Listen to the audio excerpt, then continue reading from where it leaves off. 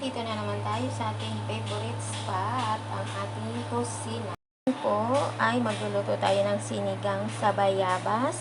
Ayan, meron tayong bayabas na hilog. Ito po yung ating isda, ang bakoko. Ito naman ang ating gulay. Ayan, ang ating sita, ay wala sitaw. Okra, talong at kangkong. Ito ang ating mga ricado. Ngayon, nagpapakulo na ako ng tubig. Ihulog ko na ang ating ricado. Ganyan po ang aking sunod-sunod na pagluluto. Pakuluan ko lang itong ating ricado. Hulog natin ang ating bayabas para madurog na. Ayan, mabango na ang bayabas. Durugin na natin siya.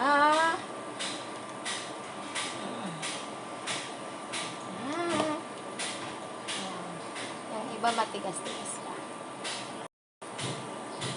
Iyo.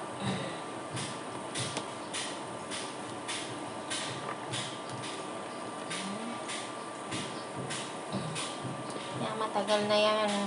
Gustong-gusto ng boss ko kumain ng sinigang sa bayabas. Ngayon lang nagkaroon ng pagkakataon magkaroon ng bayabas. Yan, lambot na. Lagyan natin ng patisabang kumukulo yung kanyang sabaw para mag-mix yung kanyang lasa. Pwede na natin ilagay si isdang bakoko. Isdang bakoko.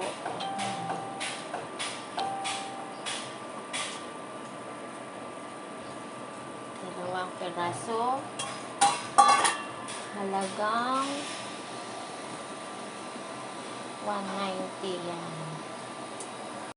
Takpan muna natin. Open! Oh, kulo na ang ating sinabawan sa bayabas.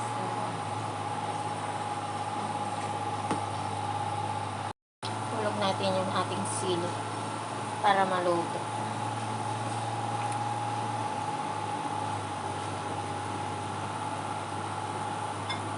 Ang ating okra.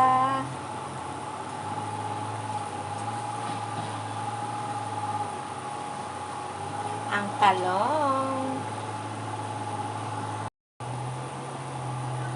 Ihulog na rin ang ating kangkong.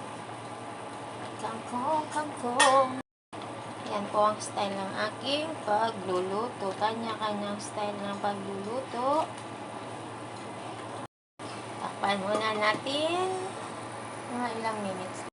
Yan, pwede na. Pwede na. Siyempre, dadagdagan natin ng sinigang mix para mas maasim ang ating sinigang sa bayabas. Grabe guys, ang bango-bango ng ating sinigang sa bayabas. Yan. Bango. Lagyan ko na rin yan ng patis. Patis lang.